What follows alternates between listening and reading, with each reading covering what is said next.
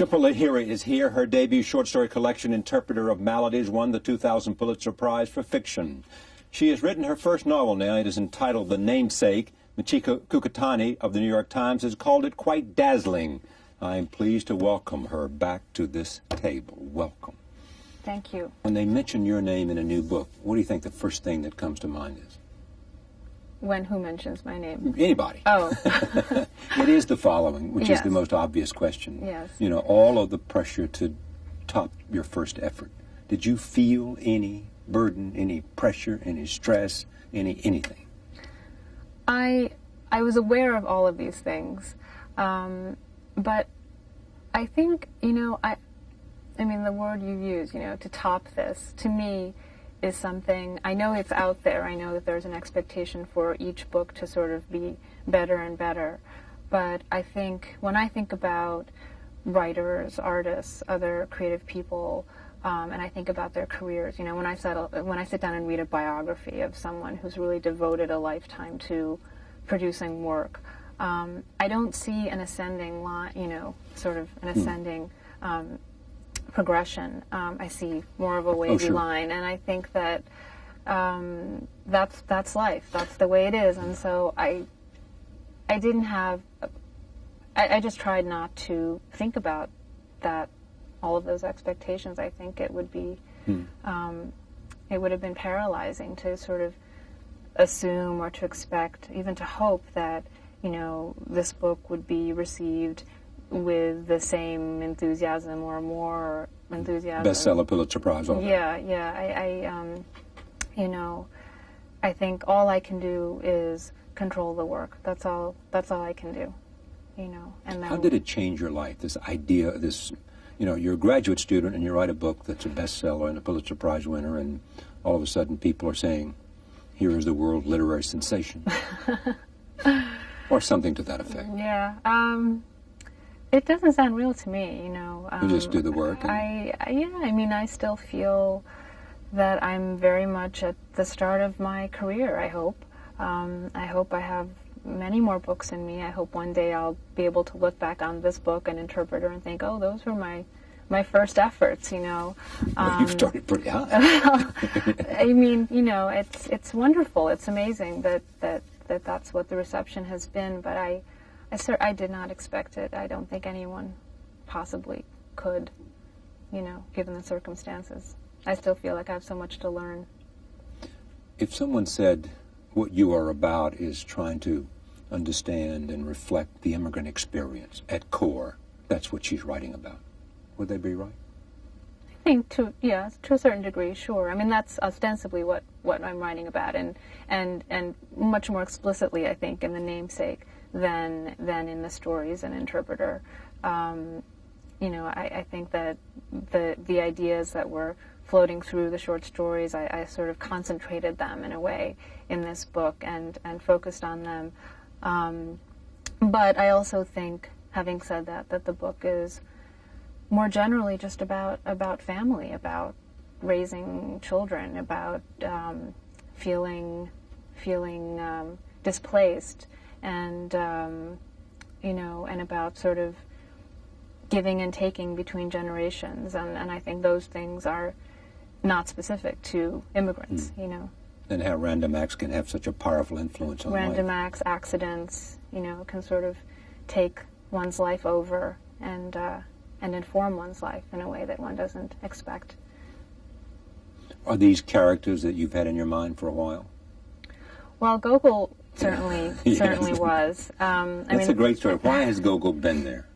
Because you wanted to write about somebody who had a name that was a little strange? Literally. I mean, not literally. Literally, I wanted to write about someone named Gogol because I was, years and years ago, I was in Calcutta. I was visiting one of these long family visits, and I was aware of a friend of my younger cousin, and I was just aware that he had a friend I think in the neighboring house or something. I never even saw the boy, but I was aware that there was a little boy somewhere nearby named Gogol, and that was it. And the name just was something that struck me, and I eventually jotted it down in a notebook as an idea with nothing else, just, boy named Gogol, sort of laundry list kind of idea thing. And then several years after that, I thought, I think I want to try to write about this boy named Gogol. And so did he have a face? In my mind? Mm-hmm. Yeah, eventually. I had to work on it. But first it was a name. Just a name. First it was just a name, and the why, why this name, and then how does he deal with this name? So it sort of went from there. So you started with a name. I mean, people tell me, different writers come here and say different things. Some writers start with a place, a location. Mm-hmm. Some will start with a character. You start with the name. I mean, it's fascinating to me. Yeah, well, you don't choose it. You don't choose these things. At least I don't, I mean. And you can't manufacture them. No, and I mean, I didn't, and in fact, I think one of the reasons that it was so difficult for me to write this book, among many others, is that I sort of resisted the name. I thought, why? Why am I drawn to this idea? No one's going to believe me. No one's going to believe that there's a boy named Gogol and, all this stuff. No one's going to find this credible. I mean, I knew that there were boys. I mean, obviously there was a real life counterpart to this character, and I gather that Gogol is a, not a common pet name for Bengalis, but it's not exclusive to. I don't think it's exclusive to the one little boy I knew of, but I just didn't think. I don't know. It took some time for me, even for me, to accept the name as the name of my character. What's the story about? What's the narrative here? It's about a family who comes over from Calcutta. A couple, arranged marriage, comes over in the late 60s to Cambridge, Massachusetts, and eventually settles in suburban Boston. They have 2 children, and the boy grows up, and the novel sort of closely follows the coming of age of Gogol and his his struggle to figure out what to call himself. Quite literally, he's named one thing for a reason he doesn't understand. He changes his name to something he thinks is more appropriate to him, and at the end of the book, he, I think, begins to understand. Which is an interesting question. Is it harder to start a book or end a book? Well, I always knew where this book was going to end. Then you're home free. Well, no, because this is easy. We have a name and we know where it's going to end. You don't deserve a lot of praise for this. I mean, this is a slam dunk. Oh, please. You know it's going to end here. You know your character's name. Well, you've got an idea. My goodness. I'll give you a name and an ending, and let's see what I can get back to me. Call me 7 years and see how you're doing. But no, I knew the end. I knew the final scene in the book. But it took me several years to figure out whether that scene would actually be literally the ending of the book or the beginning. And I had to sort of play around with that and figure out the structure and all of that stuff. But those were the things I knew very early on. Your parents came from India, from London. Was it London? First, yeah, they were raised in India, moved to London. My dad moved to London in '64. My mother joined him in '66. I was born in '67, and then they moved to the States in '69. Moved to Rhode Island? To Cambridge. And then did they end up at Rhode Island or not? Yeah. They spent a year in Cambridge. My dad had a job at MIT. And then they moved to Rhode Island. He does something with libraries. He's a librarian. He's a librarian? He's the academic librarian. Yeah, I just remembered. Yes. So you've been asked this 1,000 times too. Do you think of yourself as what? American, Indian, some combination of things? I mean, what is vying for your soul? It's been all of the above, and it's been none of the above. Depending on how old I've been, where I've been, who I've been 24, with. 24, whatever you are now. Well, not quite, but, I think I feel I feel very much a combination. I feel this awful hyphenated thing. But I think it means less to me now. It means much less to me now than it did when I was 24. What means less to you? The idea of what to call myself in a sort of... what you feel. I'm talking about what you feel, not what you call yourself. I don't feel anything, I mean, I've never felt a sort of... You don't say, at heart, I know, because this is what moved me most. I've never felt any kind of nationalistic, ethnic, any one thing anyway. Right. I've always felt the conflict of the Indian and the American in varying sort of proportion. Do your parents feel a sense of exile? Sure. Do you at all?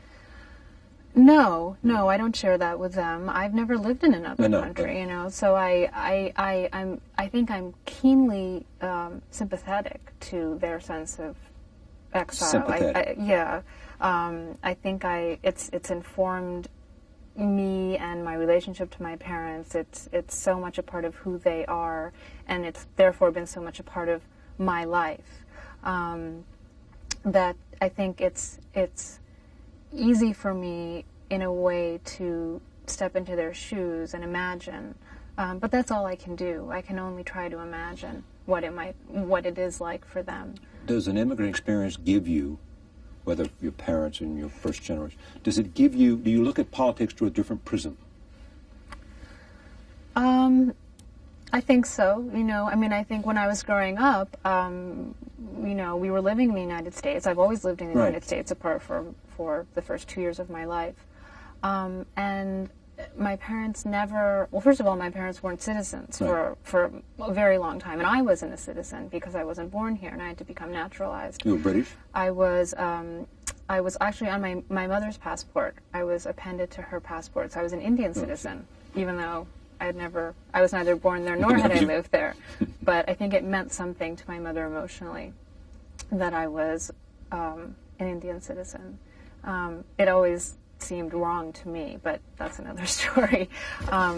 Seemed wrong to you? Seemed wrong to me, yeah, because I felt, well, isn't a passport supposed to signify either where you're born or where you live? And India seemed to be the farthest in those things, But and I always sort of wanted to be a British citizen because I thought, well, that's sort of the middle ground, and because I never felt in America, I never felt American enough. In India, I never felt Indian enough, and I always thought, England will take me. I had this sort of romantic notion about England for some reason, and subsequently got my UK citizenship. So now I have UK and US. And what happened to the Indian passport? Went when I became naturalized because I had to renounce my former citizenship. Anyway, just so to get back to what you were asking, I think it did inform the way I viewed the world politically because, my parents did not identify themselves as American at all. So when things happened when the hostage crisis was happening when I was a kid in Iran, and kids in my school were saying, using the sort of we versus them mentality, we being the Americans, them being, the rest of the world, or the Iranians, or whomever it was, and whatever the context was, I always felt sort of, I didn't know where to stand because I didn't feel part of that we, so I think it was harder for me to, I always felt a sort of distance from any one position. How much of Gogol's story is your story? Well, the sort of, I don't know. I mean, the specifics are not my story at all. I mean, they're invented, they're imagined for him. But the sort of bedrock of his story is largely my story. Having Bengali parents, growing up in New England, growing up in an academic small town, having a name with which I was at odds. Those things are from my life. Why is Gogol a male rather than a female? I mean, why don't you write a perspective of a woman? You're writing a male character here? Your lead is a male. It's what it all began with the name. Yeah, okay. So it was couldn't be a Gogol, woman, right? and I wasn't going to go that far. A girl named Gogol. No, that was where I drew the line. Yeah. But so really, for me, it was it was always determined. Is it hard to think you're writing in a male voice? It's hard, but it's also hard to write in a female voice. And so it's no harder then? It's not, and sometimes it's more liberating because there's a necessary distance, and I think that's healthy, and I think sometimes that's helpful when I'm writing. I like writing from the male point of view. I like the challenge of it, and I find it very, I feel drawn to it for some reason. How are the Indians reacting to this? I don't know. You don't know? I don't know yet, no. Well, I mean, no. How did they react to the short stories? Mixed. There was no criticism. Was there much criticism, and why? There was criticism. I mean, I think the harshest reviews I got for Interpreter of Maladies were in India. And they were, they were basically, talking about the things that have plagued me all my life, but just now in the world of writing, but basically, suggesting that I didn't really have a claim to write about India, or that I was giving Indian immigrants a bad name, that I was writing about, a whole bunch of depressed Indian immigrants in the United States, and that this wasn't true, and that, I don't know, all of these things. And I think this, it did push some buttons in me, because I felt that these were issues I'd been dealing with all my life in terms of how I fit into India, and how sort of a true Indian would view me. I always felt that Indians, my relatives, what have you, viewed me, my sister, as sort of these strange creatures, sort of hydroponic, raised in this bizarre way, not on real, from terra firma in a way, Do you buy this writer dictum that write what you know? I do and I don't,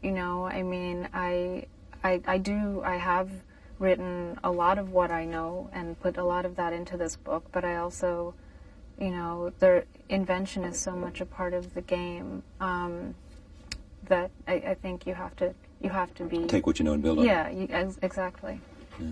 Yeah. Somebody comes to you who wants to be you. Lots of them, by the way. Lots of them. I would ask them why. You'd say why. I would leave them with my son for a day. What they would say. They would say, well, I want to be a writer. Yeah. I want to write. I want to have an opportunity to publish. I want to have a chance to express myself. I want to be good at all that stuff, and I would like to find success young, whatever that means. I would like to find an audience young, because that'll mean that I'll have a long time to serve that audience and expand it, all those things.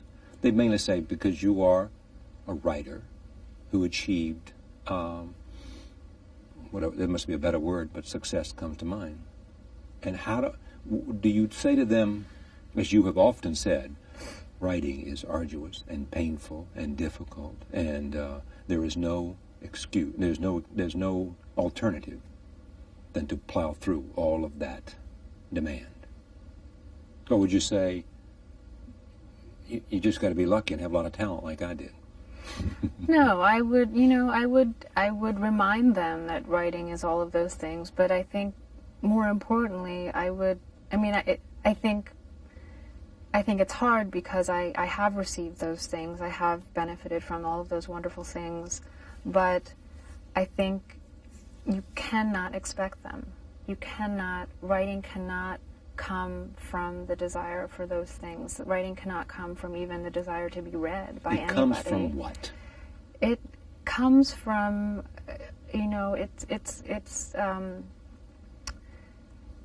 it comes from, for me, just it's a way that I feel that I'm, alive, that I'm most alive. I feel that I'm not quite in the world if I'm not trying to write about it. Or maybe it's the other way around. Maybe it's that I can't, that I need to escape the world on a daily basis for a few hours. I don't know what it is, but it has never come, for me, it's never come from the desire for, certainly not the level of success that's come to me in this very bizarre way in these recent years. I just, I've never thought that, and I think it's I would really caution anybody to... You can't go for the reward, you have to go for the doing of the thing. No, and my father always told me this, even when I was, a kid. He said, you've got to work for the love of it. Whatever work you do it for the love of it, and whatever happens is going to happen. You can't control that. How do you think you found writing? I started... Or it found you, or whatever. I started writing when I was, everyone says I started writing when I was a kid. I did start writing when I was a kid. And it just felt, I started writing as soon as I could read, and to me it felt as instinctive and as pleasurable as reading, So when someone asks me, why do you write, it's almost like asking me, why do you read? Or why do you breathe? Or why do you breathe, or why do you eat? It really is a fundamental way that I cannot imagine life without it. That I connect to life. And I can't live without it. Pretty much, or not, don't live very happily without it. How do you write? You mean literally? Yeah. Well, I mean, do you sit down with a long hand and a legal pad? Do you write in the middle of the night or early in the morning? No. I used to... Do you use stimulants? What do you do? Like coffee or tea? I used to, for most of my adult life, before I became a mother, I would wake up in the morning, I would have some coffee, I would maybe go for a jog, come back to have a shower, sit down, and work for 3 hours, 4 hours, and then have lunch, and then read for the rest of the day. That's pretty much gone out the window. And but still trying to hang on to a semblance of that routine. I mean, was this finished before your son was born? It was pretty much. I mean, I worked on. I certainly revised it after my son was born. I think I did the bulk of the work when I was finished up the bulk of it when I was pregnant. But the first drafts had been written several years before I was even married. I mean, crude, but complete drafts. Mm. You finish and then go back and edit and edit and edit and edit, or do you edit and edit and edit as you go? Aren't those the same things? Well, I don't know. I know lots of people want to get through. Yeah. Oh, you mean from beginning to end? Yeah, they want to get there, and then they want to go back. And, I think that's what happens. And delete and add and shape and but they race forward to find out where it's going. Right. Without making sure that this is the perfect sentence. Oh, right. To achieve that objective. Right. Yeah. I mean, I think I did have I had a thin version of the whole thing, pretty much early on, and then I spent the next several years elaborating and or deleting, what I needed to. Do you know what you're going to write next? Well, I'm working on some short stories and maybe a novel too, but I'm not sure. Not sure? Well, not sure if one of these ideas is going to turn into a novel or, I mean, I know I've got some short stories on the boil, kind of, but I don't have, I don't have a next novel kind of conceived yet. But I would like to. I would really like to keep writing in both forms. I hope I can do that. I mean, it seems like a lot of writers sort of stick with the novel once they graduate to it, and but I hope I can sort of move back and forth. A novel is something you graduate to?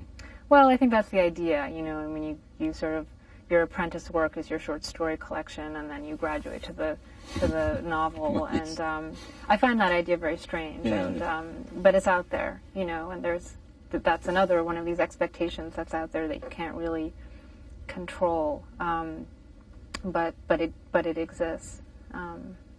You think it'll be about the immigrant experience?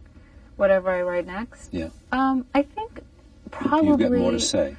I think probably yes, but not as much, not as emphatically. I think you know, as I said in this book, I really sort of, you know, concentrated a lot of energy and attention to the idea and to the experience of a family and assimilation and all of that stuff. I think that, I mean, at least in the stories I'm working on now, that stuff exists, but it's much more peripheral. It's sort of, you know, background noise, and not so much the heart of the work, the way I think it is here. Jhumpa Lahiri, winner of the Pulitzer Prize for Interpreter of the Maladies. This new novel is called The Namesake. She, in everything that I have read, has gotten enormous praise for this. And when you have sort of when you have the kind of overwhelming success she did with a first collection of short stories, there are people who are looking to say it's difficult to do it and she didn't do it, but in fact they're saying it's difficult and she did do it. She came back with a very strong book. Thank you. Thank you. Thank you for joining us. See you next time.